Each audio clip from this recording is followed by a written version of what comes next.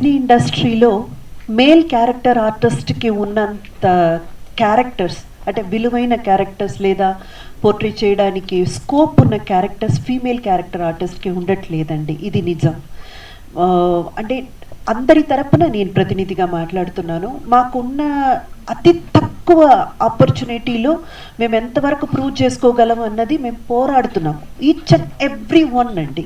అంటే హీరోయిన్స్ దగ్గర నుంచి ఫీమేల్ క్యారెక్టర్స్ చేసే ప్రతి ఒక్కరు ఇండస్ట్రీలో అరే మాకు కూడా చేసే సత్తా ఉంది, మాకు కూడా ఒక ఒక బలమైన క్యారెక్టర్ ఇవ్వండి, మంచి పర్ఫార్మెన్స్ స్కోప్ ఉన్న క్యారెక్టర్ ఇవ్వండి అనేది నేనే కాదండి ప్రతి ఒక్కరూ పెడుతున్న ఒక రిక్వెస్ట్ అనుకోండి. సో ఇలాంటి ఒక క్యారెక్టర్తో లక్ష్మణ్ గారు నన్ను అప్రోచ్ అయినప్పుడు I was so happy. And దేనైనా మిస్ చేసుకోవచ్చు ఈ క్యారెక్టర్ కోసం, కానీ ఈ క్యారెక్టర్ని మాత్రం మిస్ చేసుకోకూడదు అని అప్పుడే ఫిక్స్ అయిపోయాను నేను. సో అలాంటి ఒక క్యారెక్టర్తో అప్రోచ్ అయిన Lakshman garu I will be grateful forever to you. అలాగే ఈ ఒక రిక్వెస్ట్ ఈ సందర్భంగా మన తెలుగు మీడియాలో ఉన్న రైటర్స్ అండ్ డైరెక్టర్స్కి కూడా నేను పెడుతున్నాను.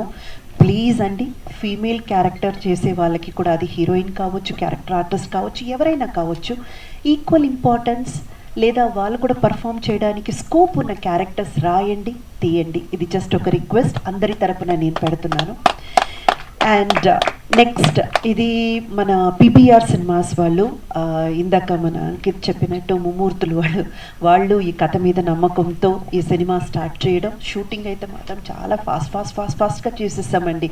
ఆ దృష్టి తగిలిందేమో అన్నట్టు అనిపించింది మాకు ఒక పెద్ద గ్యాప్ వచ్చేసరికి, ఎందుకంటే అంత ఫాస్ట్గా జరిగిపోయింది.